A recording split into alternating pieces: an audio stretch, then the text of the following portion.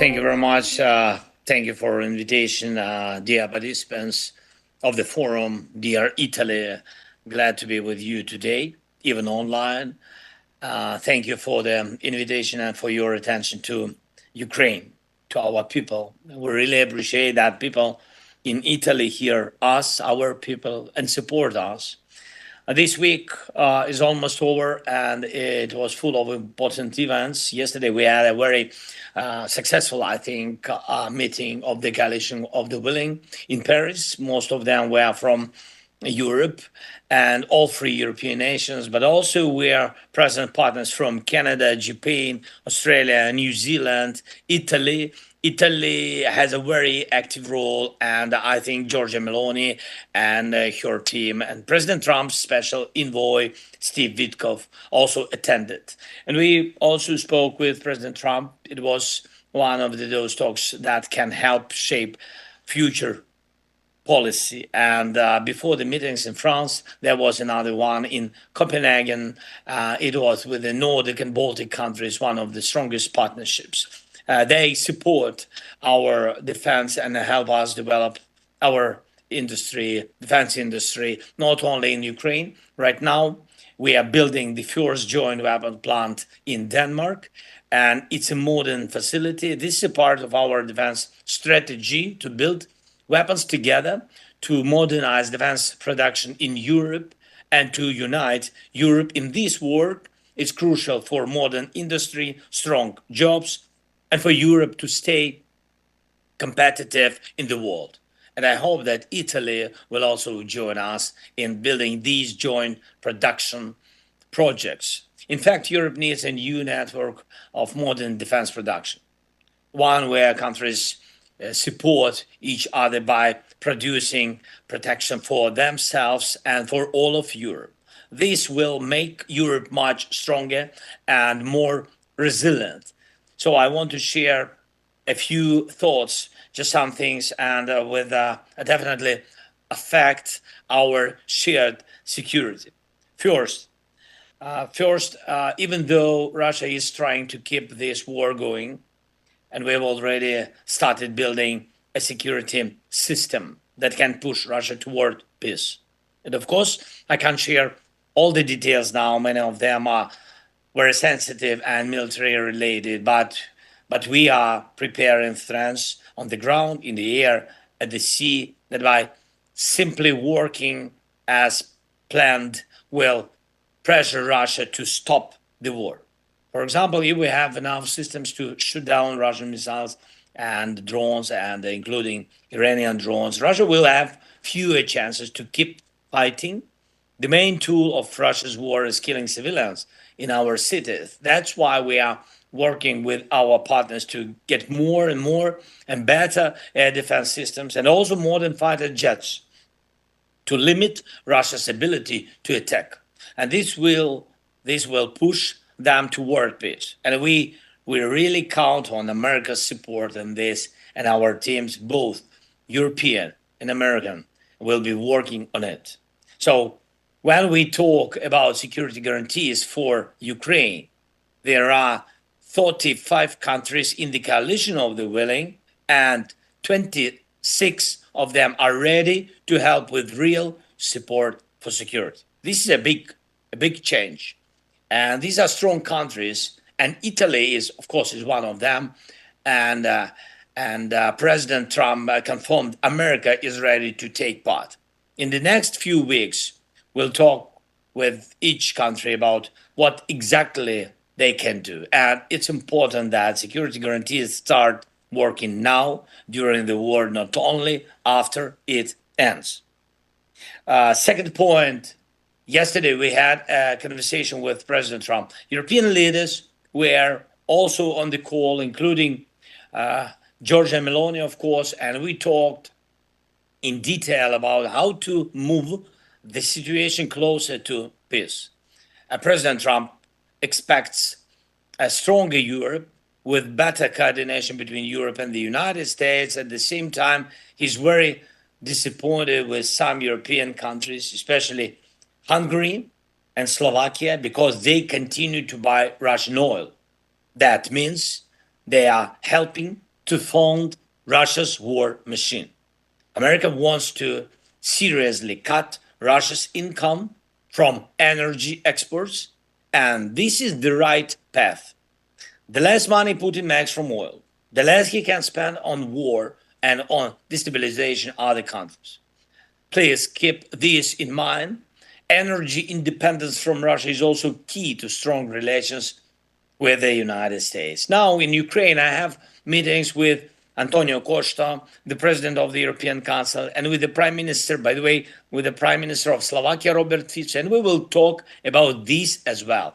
And it's important that Prime Minister Orban also hears these signals from the United States, directly from President Trump, the signal about Russian oil.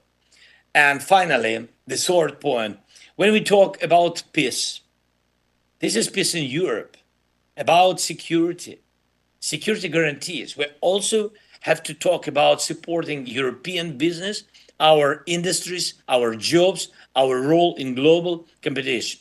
A strong Europe is a Europe that the world wants as an economic partner. This must remain unchanged.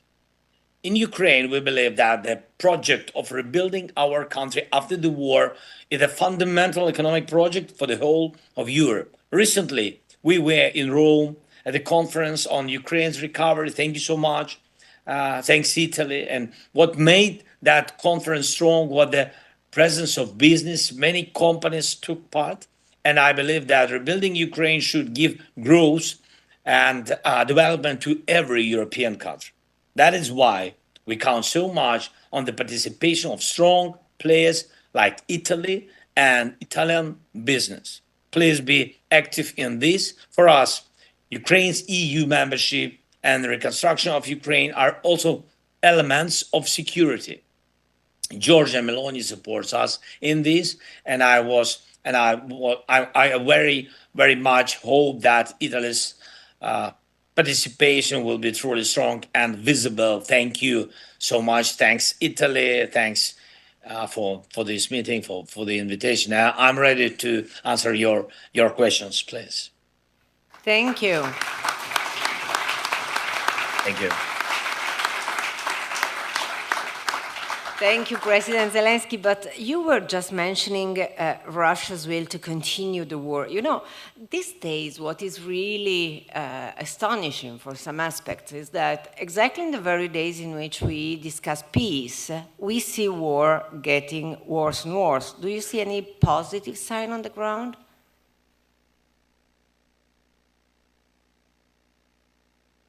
So,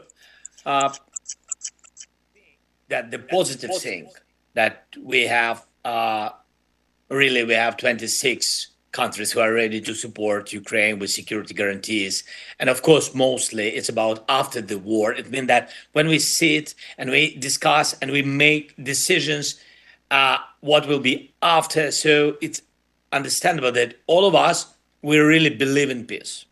And we trust Ukraine. We believe in Ukraine, in our economy, and in our people, of course. And that's very important. Security guarantees, it's, as I said, it's economic guarantees, not only military guarantees. Our EU membership, projects of reconstruction, this is very important. And of course, very important that 26 of countries, they support different guarantees, different countries. I can't go further because it was our common recommendation to all of us. I don't want to go further. Who is ready for boots on the ground? Who's ready to defend our air, our sky, people, civilians, first of all, and who is ready to give us security guarantees at the sea? So, but 26 are ready. That's why I think that this is very important for us and for Europe. Everybody understands that the most strong security guarantees for Ukraine, this is Ukrainian army. And all of us yesterday supported to strengthen Ukrainian army. And all of us understand that Ukrainian army, big army, 800,000 people for today, even more. So it's understandable. This is the biggest army. And for today, with all respect to other countries, this is the strongest army in Europe.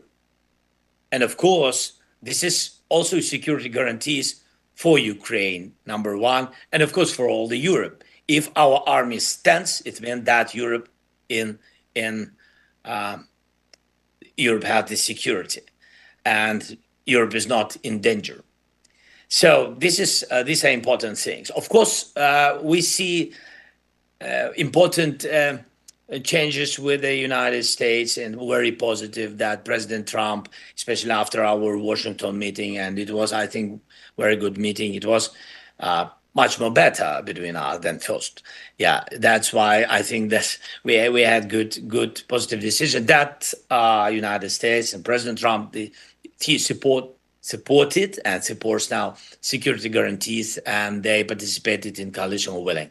With air defense, first of all, they are ready with air defense. We need patriots. You understand that only United States has such number of patriots and licenses, and a lot of different systems, including intelligence. So everybody, of course, will be happy with the backstop of the United States and these security guarantees.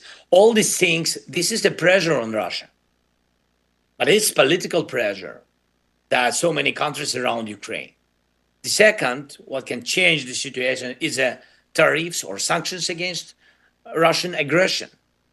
And this also what we support. And yesterday we spoke with the president and with Trump and with the leaders, with the leaders of all the countries, G7 countries, and all the participants, all 35 participants. We need to do it. And I think these are important things. Thank you very much, President. Just one last question, because everything you're saying, and we see positive signs, has a precondition, which is ceasefire, which is an agreement.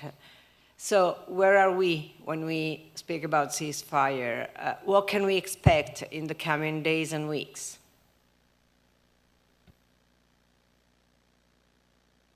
Putin doesn't want to stop this war.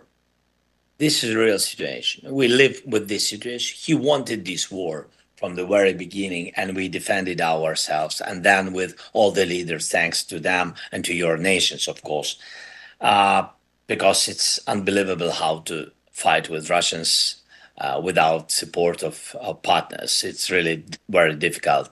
So Putin doesn't want, and he will be closer to the ending the war, and first step of the ending any war, this is ceasefire. He will be closer if the pressure will increase, not decrease. And security guarantees, then sanctions, of course, they will move him, and I hope that their policy will shifting to the right side. But nobody trusts, and nobody trusts Russians in any case. But it's not the topic of trust. We need to finish this war, and we need to pressure Putin to finish this war.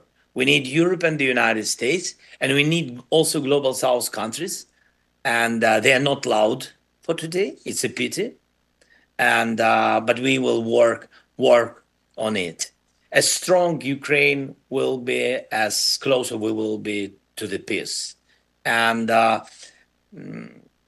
he supported the idea of bilateral meeting with Putin or trilateral. I mean, so we are ready for any kind of meetings.